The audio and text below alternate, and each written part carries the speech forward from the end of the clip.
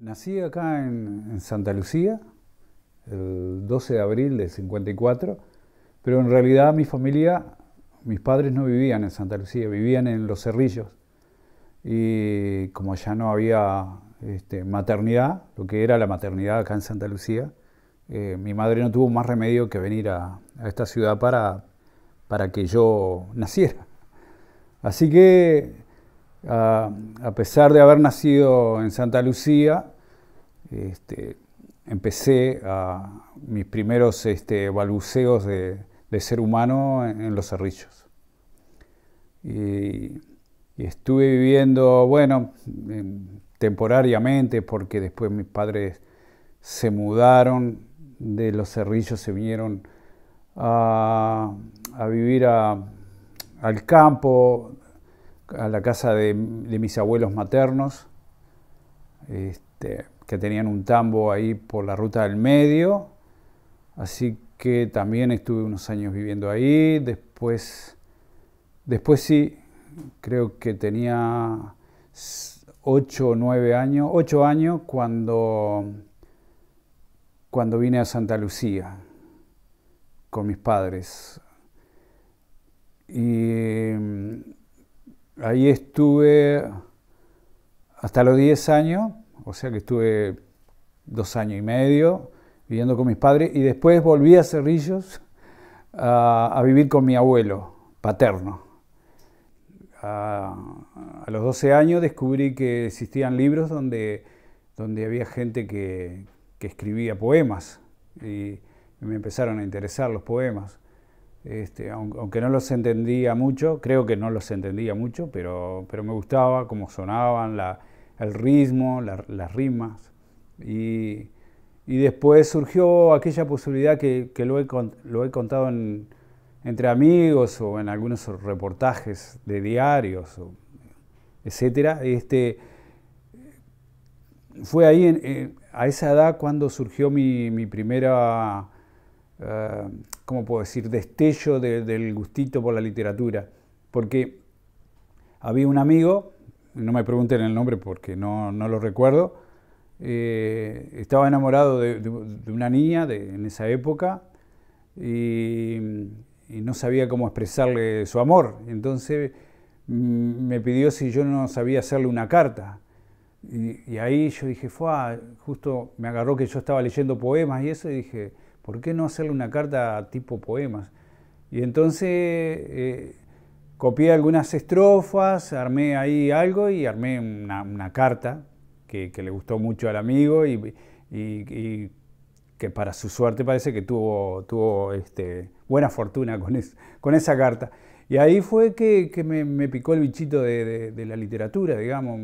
Me gustó eso de escribir, y empecé incluso en esa época habían muchos cancioneros de las canciones que se escuchaban en aquel entonces en Argentina, mexicana, el Club del Clan, Miguel Aceves Mejía, qué sé yo, los cantantes de moda de esa época. Y empecé a leer los cancioneros, que también algo de poesía se encuentra en algunas canciones, ¿no? Y me fue gustando todo eso. Y ahí nació, digamos, entre comillas, entonces el gusto por la literatura. Ya en Santa Lucía también llegamos a vivir en la casa de mis abuelos maternos, que habían vendido su tambo y habían comprado una casa. Y bueno, ahí entraban ellos y entraba mi familia. Y estuvimos por años viviendo. Yo hasta que me casé, estuve viviendo ahí en la calle Juan Pecoche, en esa casa. Después creo que ya en tercero sí, ahí llegué a conocer a Osvaldo Marichal, que ahora vive, por ejemplo, vive ahora en Brasil, en San Pablo, porque con él, en cierta manera, descubrí otro tipo de música, lo que era, en aquella época se llamaba el rock pesado, todas esas cosas, como por ejemplo, ahí conocimos a Papo, a Deep Purple, Los Beatles ni hablar, ¿no? Que eran los dioses supremos nuestros de aquella época, de liceo. Sí, yo estaba en cuarta de liceo y ya ahí ya tenía una trayectoria de andar en los cines, de tener amigos que les gustaba la literatura, de compartir libros. Es más, en el 74, lo recuerdo porque hace poco estuve mirando, mi primer libro que compré fue El romancero gitano de Federico García Lorca y fue en el año 74. Después compré La vida breve de Onetti al año siguiente. Así que esos fueron mis dos primeros libros que llegué a comprar y que aún los tengo y son como propios, ¿no? No propio porque los compré, sino propio porque fue por donde oficialmente, digamos, ingresé a la literatura. Aún teniendo problemas con la materia en el liceo, igual me gustaba leer otras cosas, ¿no? Como a muchos en aquella época. Que el cine, siempre hablamos con mi Alfredo Valdés, que después terminó siendo mi mejor amigo y mi hermano casi no, como un hermano. Siempre nos conectamos gracias al cine y a la literatura. Y eso, decíamos con Alfredo, que el cine ha sido parte fundamental de nuestras generaciones, referente al conocimiento de la literatura, de lo social, del mundo, del cine en sí mismo. Aprendimos que también existía el teatro, por ejemplo. En fin, digamos que culturalmente nacimos ahí en esos, que ahí ya teníamos 15 años, íbamos para 16. Yo pienso que ahí fue el corte donde empezamos a hacer, entre comillas, nos fuimos culturizando, ¿no? Y fuimos conociendo otros universos, otros mundos. Al Club 23 de Marzo, acá en Santa Lucía, venía una señora que se llamaba Cesarina dos Santos y tenía una sucursal, porque en realidad ella era la directora de la Escuela de Declamación en Montevideo. Nunca supe bien por qué ella se enteró de que yo escribía y me mandó a buscar con alguien y que le llevara material para leerlo. Y bueno, llevé unos de mis cuadernos y la conocí personalmente, hablamos, estuvimos hablando, le di el cuaderno y no sé qué tiempo habrá pasado, me volvió a llamar y es más, eso fue impactante para mí porque cuando ella volvió con el cuaderno había sucedido algo en el mundo. Se había muerto los tres Pablo Picasso, Pablo Casal y Pablo Neruda. Y ella llegó a decirme, cuando me hizo la devolución de lo que había leído en el cuaderno, de que había muerto Neruda y había nacido otro conmigo. Que realmente me impactó eso. Y lo que sucedió después es que no escribí como Neruda. Nunca llegué a escribir como Neruda, a pesar de lo que ella pensaba. ¿Y qué pasó? Ella se sintió tan atraída por lo que yo escribía que me invitó a que fuera a vivir allá a la Escuela de Declamación. Me conseguía trabajo y me iba a ayudar a seguir estudios, se iba a entrar seguramente a la Facultad de Humanidades, a hacer literatura, algún plan de esos tenía. Y bueno, mis padres estuvieron de acuerdo y me fui con Cesarina a vivir en la misma escuela de declamación, en unas habitaciones que tenía al fondo. Y llegué a estar un tiempito muy corto, incluso me llegué a anotar en el Liceo Damas Larrañaga para ir a estudiar, me había conseguido trabajo y ¿qué me pudo haber sucedido? Se enfermó gravemente y la señora que la sucedió en ese lugar me dijo que ella no podía seguir con la misma política que tenía Cesarina y me tuve que volver a Santa Lucía. Ahí tuve una chance de quizá de haber hecho otro tipo de camino, ¿no?, en esto de la literatura. Pero quería contarlo porque no era muy frecuente, o por lo menos yo no conocía un caso de que alguien viniera y te dijera, después con el tiempo, claro, uno descubre que sí. Los mecenatos. Exactamente. Pero en aquel entonces, a mi edad, como que aquello era algo fuera de serie. Después, en el año 75,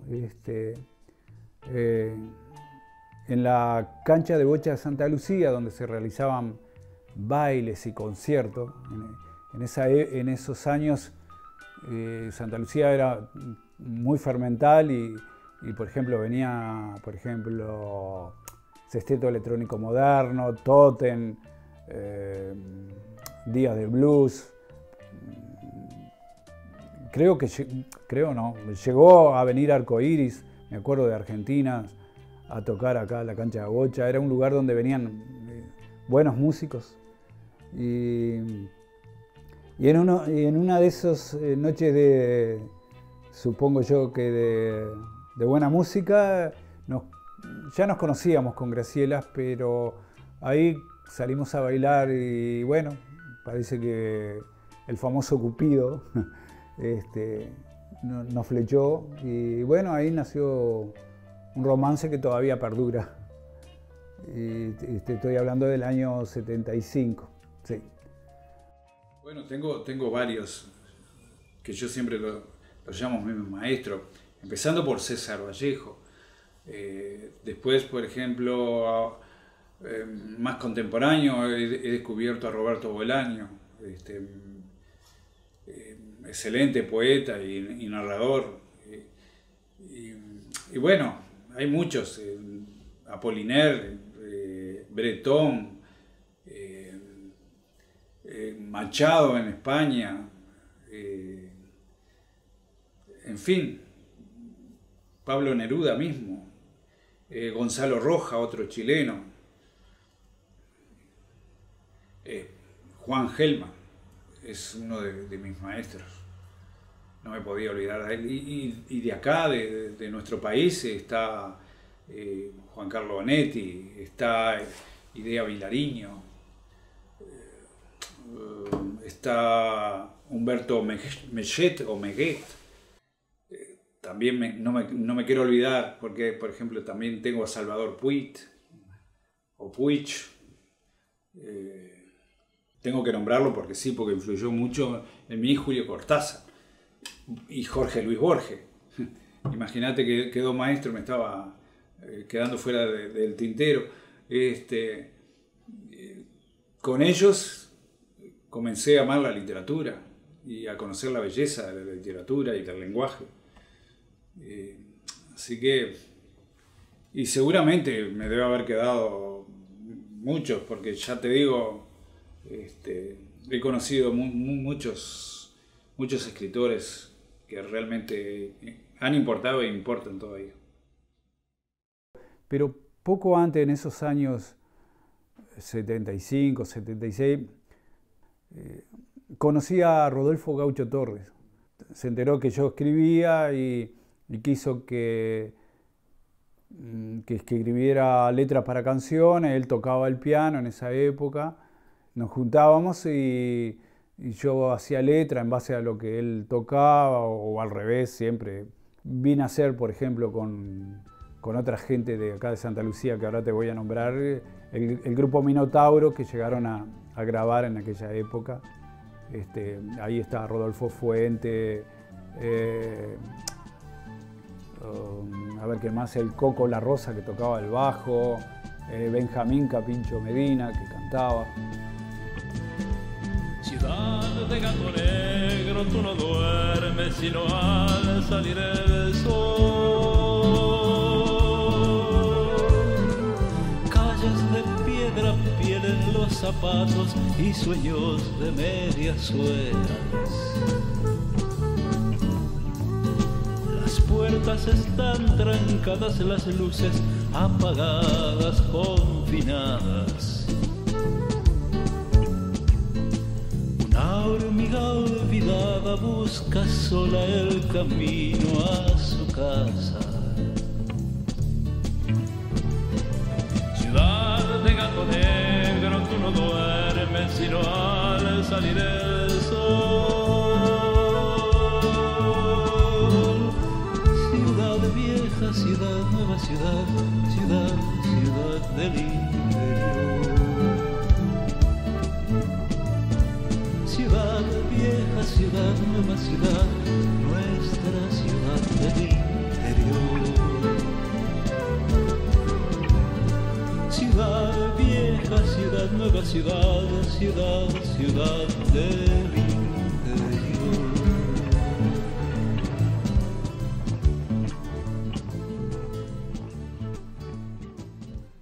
La primera publicación fue un libro que armamos con Rodolfo Gaucho Torre. Ahí en la parroquia había un mimeógrafo y ahí armamos un libro que, con hoja de mimeógrafo y todo, y unas tapas inventadas con el Gaucho, que lo tengo acá, que se llamó Las Primeras Armas. Eso fue lo primero que hice oficialmente como libro.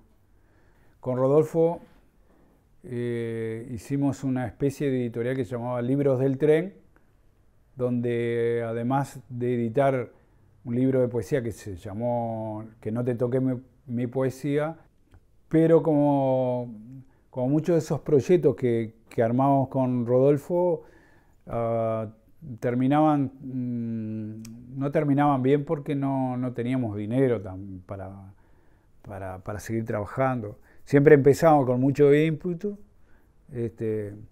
con lo poco que teníamos, pero después, claro, incluso llegamos a hacer unas revistas que se llegaron a llamar Molinos y que tenían que ver también con la literatura acá. Escribían, por ejemplo, Rosina Moré, Edgardo Taranco también, Alondra Mendizábal, una señora de Montevideo que escribía,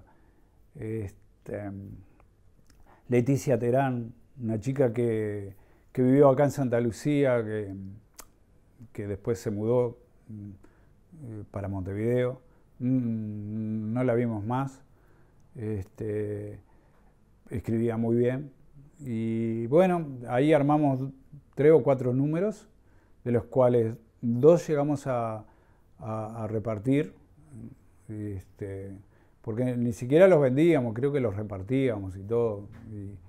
Y después quedaron 2 números que teníamos todo para armarlo, y como no teníamos plata para hacerlo, quedaron ahí. Y después nuestros caminos ahí se cambiaban de dirección constantemente, quedaron en el cajón de los recuerdos. Y incluso Alfredo Valdés también escribía algunos textos ahí. Y en esas revistas hablábamos había poesía, habían textos de narración, habían comentarios de cine, básicamente era literatura, ¿no? Más o menos por esa época creo que empecé a enviarle texto a Alfredo, que había conseguido hacer una página en el Diario del Pueblo, de acá de Santa Lucía, se llama La Pasarela, y desde entonces 3x4 aparece algo escrito o texto narrativo, o algún cuento, o poemas que le envío a Alfredo, porque casi siempre es el primero o el segundo en leer los textos que escribo. Hasta el 2017, que ahí hice un libro con la editorial de Yagurú, con el Maca, se llama Café de Sportman Memoria, Y después, en ese año también editamos con la gente de Libros de San Juan, que es una editorial de Omar Adi, Rodolfo Fuente y Alfredo Valdés. Editaron también un poemario mío, Poemas Desleídos. Y bueno, eso es oficialmente lo que tengo. Después he tenido publicaciones, por ejemplo, en poemas así sueltos, en catálogos del pintor Antoni Miró, un pintor de Valencia, que a través de Rodolfo Gaucho Torre, que tiene una vinculación con él, conseguí enviarle unos poemas que le gustó mucho y los en 2 catálogos de diferentes exposiciones puso mis poemas ahí. Y el más reciente que me pidió unos poemas para poner en su catálogo fue Eduardo Mier, conterráneo de acá de Santa Lucía, que vive allá en España y que es pintor, y que hace unos meses atrás hizo una exposición allá en Valencia. Me pidió unos poemas que cuando me envió la copia a través de un email, me sorprendió de que venía escrito en valenciano. Así que muy contento con eso, ¿no? Porque además sé que hay algún material entonces allá en España, por lo menos en la parte sur de España, que alguien lo debe haber leído. Y de teatro estuvimos hasta hace poco integrando el grupo Pilares. Creo que empecé en el 16, 17. Y bueno, primero integraba ahí el grupo como actor secundario, muy secundario. Escribí una dramaturgia que se llamaba Historias Encontradas, en base a unas ideas que tenían las actrices jóvenes del grupo Pilares. Cada una tenía una idea diferente y armé 3 historias con esas ideas de ellas, que llegamos a estar en las finales de la Bienal del Interior. Yo tuve una mención por esa obra. Y bueno, ahí también, aparte de escribir, estuve como actor secundario y bueno, siempre.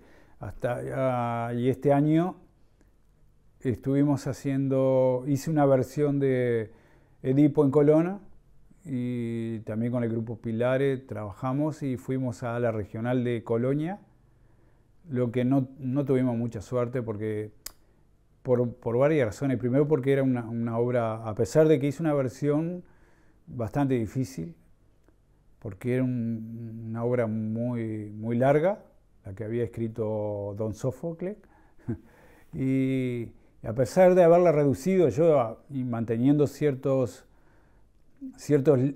lineamientos de la obra, igual no pudimos mucho con ella, en el buen sentido de la palabra, ¿no? Porque no llegamos a pasar a la Bienal porque el jurado no llegó a entenderla muy bien.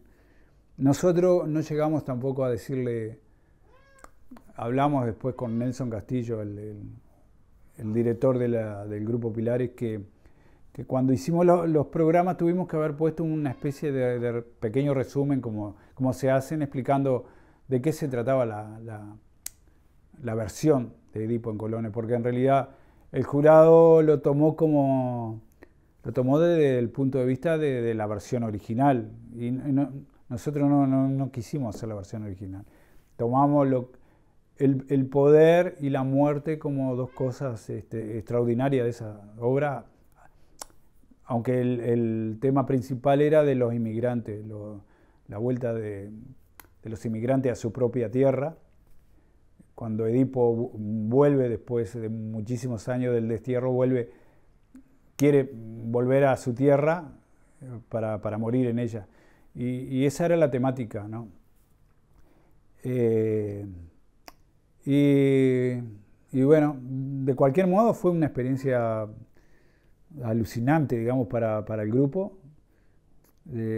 Mucha gente le gustó mucho lo que habíamos hecho. Y bueno, ahí en el 2002 llegamos con Rodolfo Gaucho Torres a hacer algo que llamamos Cinemas 2002 y armamos toda una infraestructura que hicimos en lo que era la parte de atrás de la iglesia. Y ahí, ¿qué creamos? Que vinieran artistas, grabadores, actores, cantores, pintores, dibujantes, incluso de Montevideo, escritores. Ahí llegamos a leer junto con, hacer textos junto con Julio Valdés, que tocaba ya la guitarra y cantaba, obviamente, por darte un ejemplo, ¿no? Y por esa época hicimos una pequeña obra de teatro que se llamaba La fuga en el espejo, que estaban los hermanos Taranco trabajando con nosotros en la parte teatral. Hicimos eso ahí como un activo de lo que vendría a ser el teatro muchísimos años después, porque en realidad ahora, siendo mayor, volví a hacer teatro con el grupo Pilares. En ese entonces no, nada más, salvo siempre con Rodolfo Gaucho Torres llegamos a armar también un corto con gente de acá, Santa Lucía, con gente que creo que alguno de ellos está todavía trabajando en la televisión acá en Santa Lucía. Y llegamos a hacer un corto. Me acuerdo que íbamos a Villa Cardal, en la estación que ya no corrían trenes. Ahí llegamos a filmar.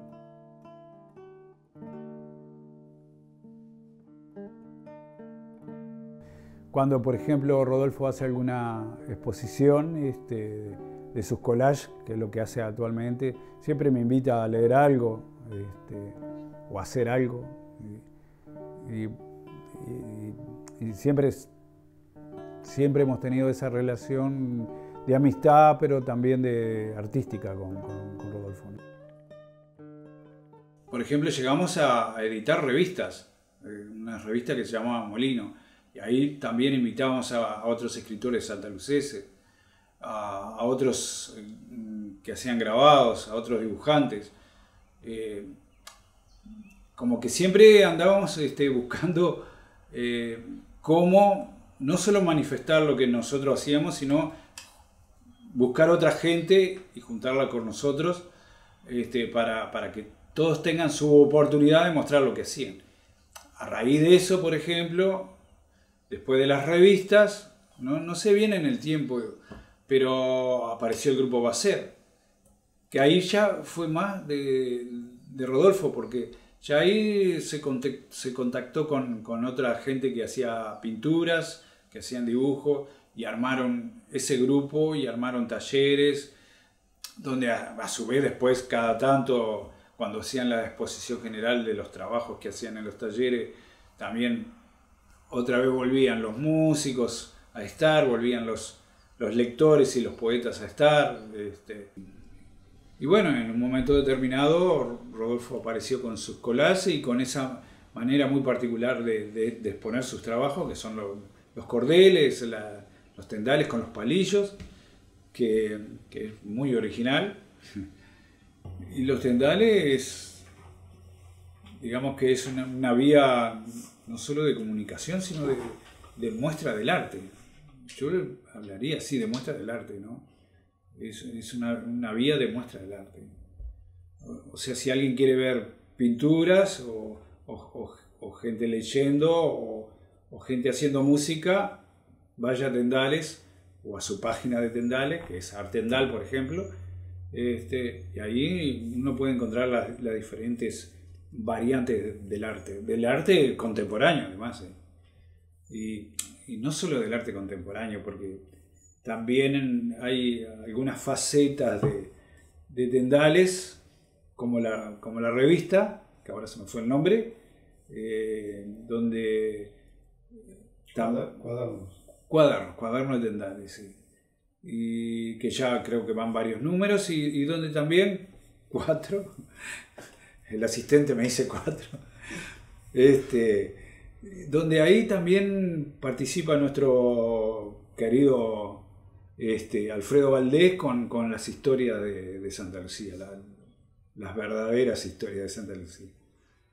Y que eso está muy bien también, y que ha sido también, creo que un sueño de Rodolfo y mío de tratar de rescatar, y de Alfredo obviamente, de rescatar la historia de Santa Lucía. Como que no vivimos en un lugar aislado completamente, aislado por el río o por los puentes, sino que vivimos en una ciudad donde se engendra mucha literatura, mucha historia, y bueno,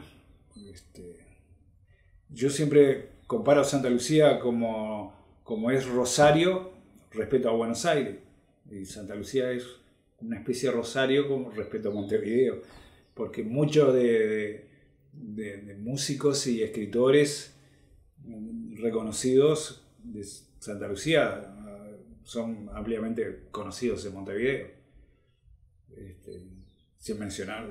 Por mencionar uno, Rodolfo Fuentes, o el Benjamín Capincho Medina, músico.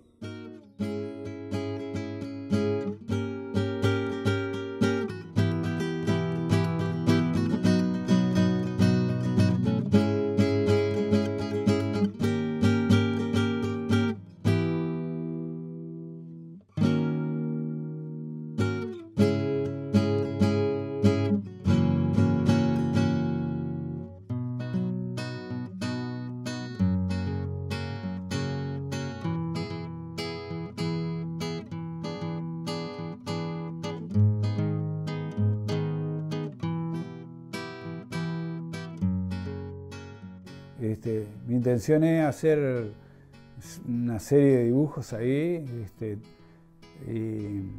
y bueno, porque, por ejemplo, Alfredo siempre me ha reprochado el que yo haya dejado de dibujar hace muchos años, porque según él dice que dibujo bastante bien, de que siempre ha sido mi admirador número 1